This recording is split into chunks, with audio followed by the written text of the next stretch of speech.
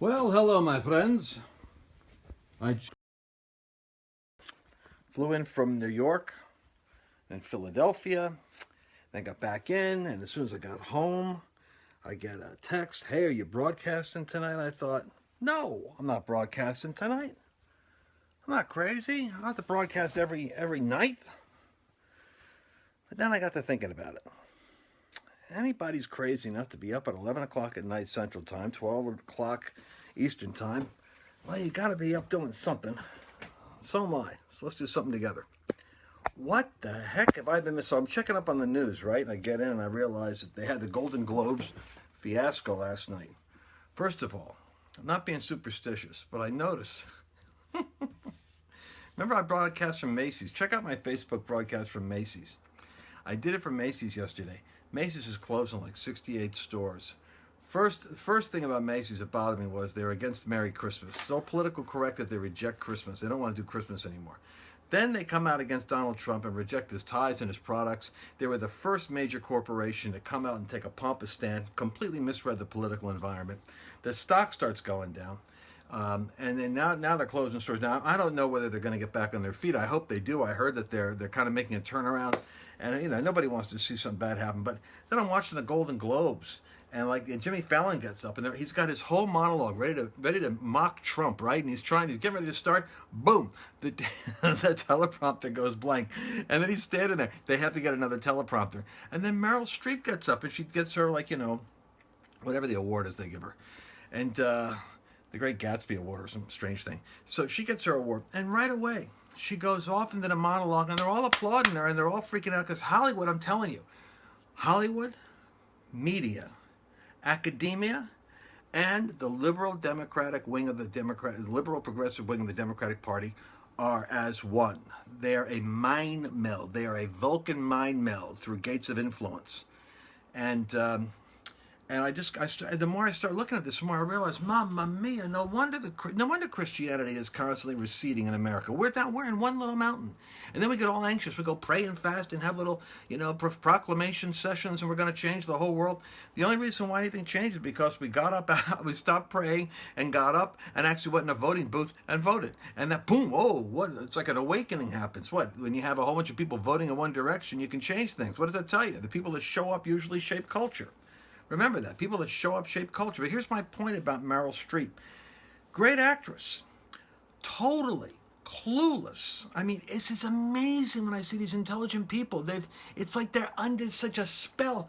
She actually doesn't get the fact that in trashing Trump and accusing him of things that he didn't do and things that he didn't say, she's in fact insulting 50% of America that voted for him. This is the problem with the elites. They actually don't realize that in insulting him, they are insulting one half of the population that actually was voting for him. I mean, the average person who's in any profession or business, Tiger Woods, Michael Jordan, you never see these guys, they could be Democrats, but they don't lead with that. Why? Because they're businessmen with endorsements. Hollywood it's a business. The problem is artists take themselves too dang seriously. Here's the problem with Hollywood. I'm finally getting a handle on it. It takes a certain skill to be a great actor. You know what a great actor has to be able to do? They have to be able to drain all self-consciousness out of themselves. They have to be able to literally take on the identity of somebody else and have no ego attached. There has to be not a flicker. Imagine their faces are up on a screen where you can literally look at every single nervous twitch that's in their face. Everything has to be congruent. And for them to be able to do what they do, there's a genius in the ability to empty yourself of yourself and pour yourself into a character. And I honestly think that by the time, I was reading Rush Limbaugh today, and I think he's right.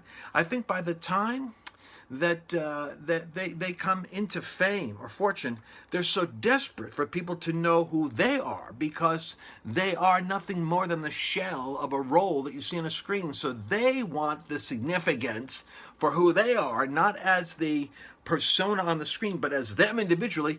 And they confuse the fact that they're good at acting with the idea that somehow they have an ability or a prerogative to give political theory. I mean, this is the part that they don't get. This is why I say they take themselves way too seriously. Because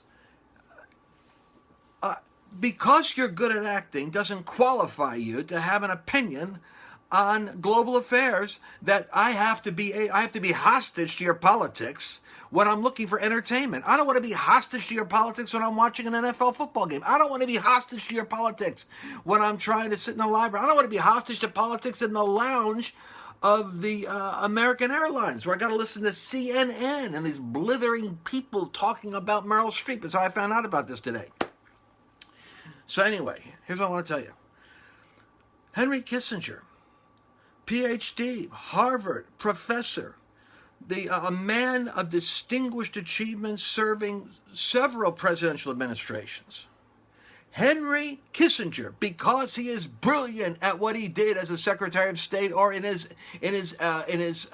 workmanship on his great book on diplomacy. The fact that he's good at that doesn't make him qualified to do commentary on football or be a mixed martial artist. I mean, what makes an actor think that because they're good on a screen that I care about their opinion or you care about their opinion on complex political matters going on in the world today? The fact that somebody's good at something doesn't qualify them to leap over into another profession. And this is one reason why I think the Democrats are so frustrated, because they had Katy Perry, they have Lady Gaga, they've got all the actors and the actresses, they've got the Hamilton Broadway show, they have all these people all lined up, and even so, nobody listened to them. I mean, basically nobody listened to them, because the game is played in the 2,000 counties that decided to vote red instead of blue.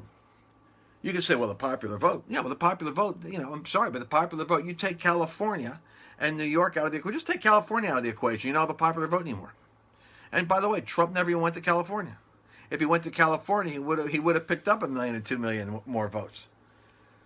My point is this. Hollywood, I've been telling you for years, and now I'm telling you with such crystal clarity.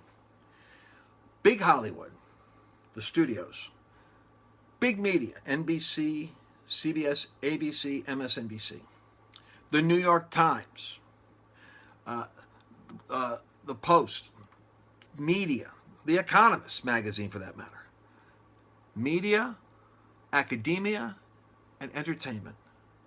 If those three powerful mind molders can continue to pulsate with the propaganda that they have, don't you think it's a matter of time before the entire nation is delirious with propaganda? And what's amazing to me is how come it hasn't succeeded in taking America with them. I'll tell you why. Because the American people like you and me, are very tolerant. Barack Obama becomes president for 8 years. We didn't have a meltdown at every public event. We didn't feel compelled to have to make a protest statement. We didn't feel like we had to grab a microphone and all of us protest. And guess what? As soon as Obama put his cabinet positions and made them public, they were immediately put through. Unlike what the Democrats are doing, which is already a drum roll, getting ready to vilify and demonize everyone they can destroy through the age-old tactics of they're a homophobe, or a racist, or a xenophobic. At some point, I think the Democrats are destroying themselves. I really do. Because I think that thinking people are just kind of like getting fed up. Now, there's a bunch of people, I'm sorry to say, there's a lot of intelligent people that subscribe to the narrative that is coming out of the Hollywood elites. But it's only because they really haven't listened to. They haven't listened to people like me. They haven't listened to people on the other side of the conversation. They really haven't. They've labeled us. They think they know who we are. But I'll tell you something. You just go ahead and remember I predicted it. That for the next 24 months, the year 5777 in the Hebrew calendar, or 2017 in the Gregorian calendar, is going to be a year of exasperating exertions from the radical left to try to impeach Trump, stumble Trump, vilify, mock, marginalize, hinder, destroy. And based on what I said today, right now, before this broadcast opened, as it opened, about what's going on with Macy's and the opening of the Golden Globes, I'm wondering if this man actually is a Cyrus who's an answer to prayer, who may be flawed, but who is the provision of God for the nation.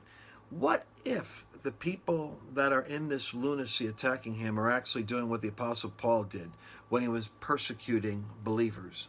What if they're attacking that which God anointed? Now, we know that they do this all the time in mock Christians, but very seldom in the religion mountain do we ever have anybody who is the same situation as in government. Now, in government, they have a different authority. They have a different kingly assignment in the administration of that realm or sphere. So I'm wondering to what degree people actually aren't doing what the Lord told Paul. He said, why are you persecuting? Isn't it hard for you to kick against the pricks? It's like kicking against a thorn. It's like kicking into an object that cuts you as you kick it. I'm wondering if God hasn't anointed Donald Trump, and if we keep praying, and if we keep ourselves in the right position and posture, if his enemies don't actually, in a sense, destroy themselves in their zeal and their delusion regarding who he is and what he represents.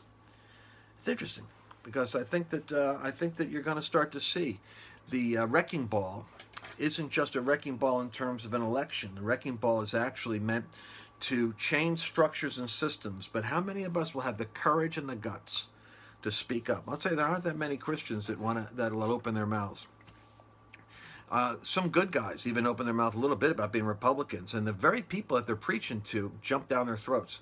I don't think we're really educating our people in discipleship 101 and how to, in a biblical worldview. And I'll tell you the truth, I'm myself a student right now for the first time of a lot of things I never studied before. I could talk about supernatural, about favor, about prophecy, about my end time theories, about signs and wonders, testimonies and miracles, and we could have great meetings, and I've had them for 30 years. I mean, the Spirit of the Lord will show up. We have wonderful experiences, and some powerful in our intensives. I'm telling you, some transformations that are actual, like the working of miracles and deliverances. But I never, until this last 24 months, saw that our job is to actually disciple nations, and that we have to unpack this mystic realm that we love to tap into, and unpack it in terms of the governance of a city, and removing corruption, and the elimination of crime, and the binding of racism, and the annihilation of sex slave trafficking. And it's going to be very hard to do, because if you give over the gates of influence, the high places of your nation, to idols and to demonic strongholds, just like in Israel, if you let the high places be ruled by sacrifice, which is abortion, human sacrifice, if instead of Corinthian temple prostitutes we have just flagrant, bizarre perversions of every order of sexuality, made legitimate in practice, then what you're doing is you're creating this environment where all kinds of things are loose spiritually. To shape the culture and to shape the minds of the masses. We're going to have to go in with courage and carve out a territory for a Christian worldview, and speak in the language of secular people. If you're going to be a secular ninja, if you're going to go in as a journalist, you can reference the Bible, but your arguments ought to be those arguments that compel logically people to sensible realization of truth versus fiction.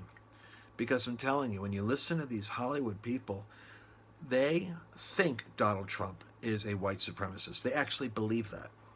And what's dangerous is the more nuts out there that believe it, the more nuts will be activated to act on the assumption that it's true. And that's why it's disgraceful, the things that are being said about the President of the United States. And I pray that God anoints him in such a way that touching the office of the President and touching him in that way is actually going to be like the Apostle Paul, kicking against the pricks. May it result in divine confrontations that, like Paul, force people to come to a realization of the fact that they're maybe even fighting against truth and God himself, trying to save the nation. All right, well, that's all I've got to say. That's my few thoughts. Don't share this with anybody. I'm not looking for any unnecessary trouble. All right? We'll be back in our sound mind. My wife says this year she wants me to be less intense. So I'm going to think about what sort of things are true, what sort of things are noble, what sort of things are right, what sort of things are joyful. I'm going to try to find the positive, the silver lining playbook. I'm going for it this year. I'm going to go for it. I'm not going to respond to every Merrill Streep crazy thing that happens. I'm not going to respond. I'm going to try not to respond. Oh, no. Oh, no, no, no, no. I'm not going to be baited by trolls. I love my trolls. Hello, trolls. How are you? It's good to see you. All right. But this is going to be a great year. It's going to be a great year. But I'm telling you, it takes courage to own the truth. And it's going to take a Christian community that moves in Reformation anointing, and we got to stop just talking to each other. We're going to have to, at some point, come out of the closet. I'm telling you, it's time. Everyone else came out of the closet. It's time the Christians did. All right. Less intense. Yes, less intense. More mellow. More mellow. I'm going to be nice and mellow this year. Okay, I'll talk to you guys later. It's 11:18. I got to unpack. Just got back to Dallas, and I'll be up to DC. I'll be at the press club this week. I'll try to broadcast from the press club. We're doing some interesting stuff in Washington, D.C. this week. Talk to you later. Bye-bye. You can share this, by the way. You can go ahead and share this. Why not? I mean, it's not a secret anymore. I'm out of the closet. I might as well. Listen, well, actually, I'm in my closet here, but I'm out of the closet socially. All right. Talk to you later. Bye-bye.